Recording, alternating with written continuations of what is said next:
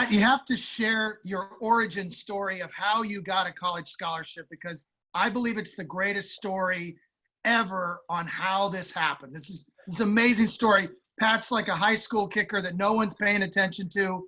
Tell the story. I love this story.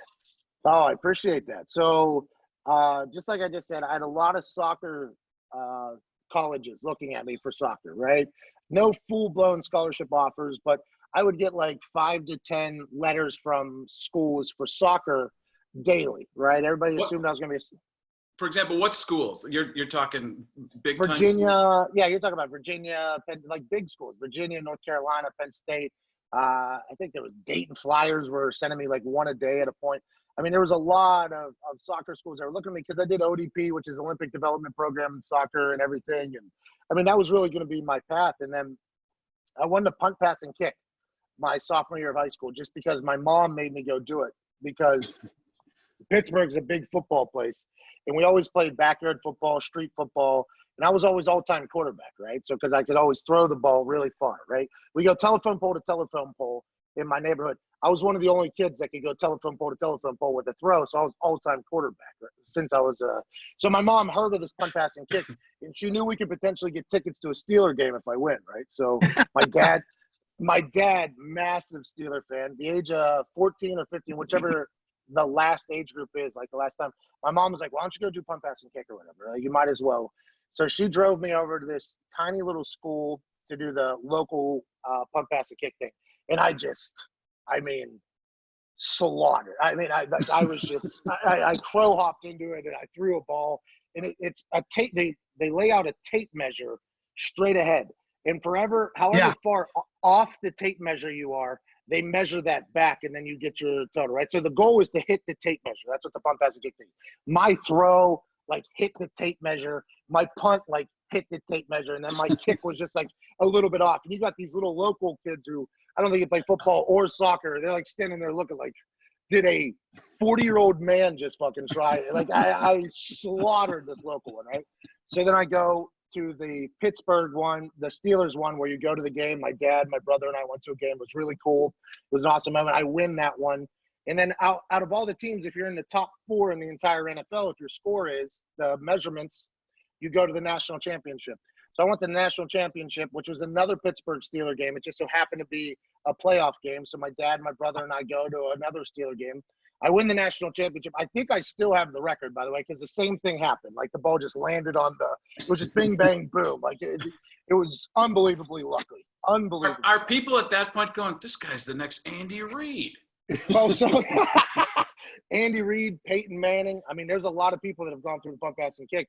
And I'm pretty sure that at the time, whenever I was at I don't want to interrupt your story. I won the punt, pass, and kick for my local, but then I didn't get any farther.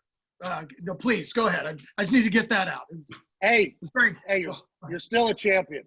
Thank you. Not on this show. So I win that one pretty large, and they put you on TV in the third quarter, right? And in Pittsburgh, football is king, and the Steelers were playing the Titans. I mean, it was so they put you on TV. They announce you as a winner. And I throw the shocker, right, on television, right, because I'm just an absolute idiot of a child, right, and I'm an absolute idiot. So obviously in my school, all of a sudden that becomes a pretty large, or in the area where I'm from, I became a pretty noted. People either hated me or loved me, right? It was one of the other. Were you aware of the shocker, or had you performed the shocker in the past? I'm not sure how many reps I had at it, but our soccer team almost got like suspended from our school because every yearbook photo that would happen, there'd be like 5 guys just like slipping the shocker in on like people's shoulders, and like they'd have their hands over each other. It was like our thing. It was like literally a thing of our soccer team versus our school district because they got so mad at us for doing it, right? So the school district, like, could maybe just do gang symbols or something? Could you do gang signs instead? That's yeah, you guys like throwing it. Yeah, exactly. They were not happy with that. So whenever I get in I think it was the divisional round of the AFC playoffs, and I throw the shocker there, I would love to have seen the reaction of our school district, right? Like the teachers, the assistant principals that hate our soccer team or whatever. But I was a legend amongst my friends, which was all I really cared about. So I go back, and then they obviously asked me to kick for the football team the next year, my junior year. And I didn't go to practice. I would just show up on Fridays, like literally as the games, like as fans were walking in, sometimes I would be walking in like in my shoulder pads because I did soccer all week. And then Friday nights I would do the football game. And our school wasn't like a great football school. We were not that great. I mean, good, but not that great. Our soccer team was much better. So I started having some success. I started kicking balls. People used to come to games to watch me like hit kickoffs through the uprights out of the back of the end zone. Like it was like something to do. Like, hey, our football team might not be good, but we got this kid with a fucking donkey leg that kicks up here. Like it became like a sideshow almost, right? So You're kind of Happy Gilmore. You're kind of like golf ball whacker guy.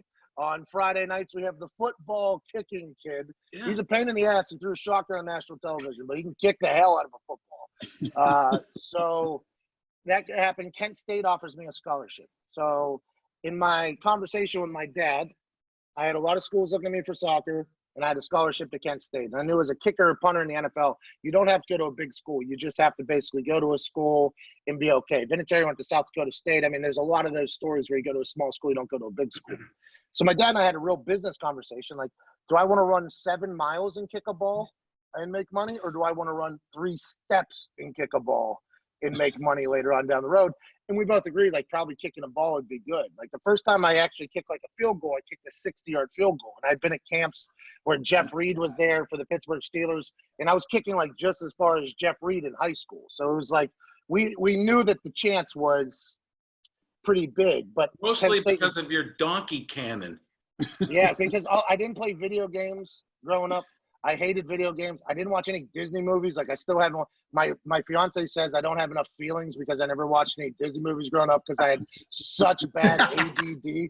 But I would just kick a soccer ball against the side of my house for like hours at a time, just like hours at a time, just thud, thud, thud, glass break, thud, thud. Like that was what I did, you know. So did you like soccer though, or did you just play soccer? Because there's so many. I talked to people like Andre Agassi one time. I asked him about playing tennis, not soccer, but I asked him about tennis. And he goes, "Yeah, I play it. It's just kind of my life. It's not what I really enjoyed." I think that happens to professionals when it becomes a business and you start getting negotiated on and critiqued and things like that. So I think as a kid, I liked soccer. If it was to become my profession, I would assume I would have hated it. But I was always at the point where I enjoyed it because, to be honest, anytime I had the ball, I had a chance to score because my leg was that big. And I also had a chance to miss a net by 75 yards. I mean, there was the. But people want to see that, right? That's Yeah. part of the fun. It's the all or nothing. It's the home run of soccer. I guess I didn't even realize that. I read a little bit about you playing soccer, and I've known about you for quite a while. But in terms of, I guess I didn't realize soccer was that prevalent in your life. I went and played with the Columbus Crew for like 4 days during the lockout, during their training camp, whenever that was going on. Because I was like, you know what, I've never got a chance to do it. I played a little bit at West Virginia in the spring as well. So when that lockout happened, I was like, you know what, I don't know if I ever could have been a professional soccer player, but now's a good time to figure it out.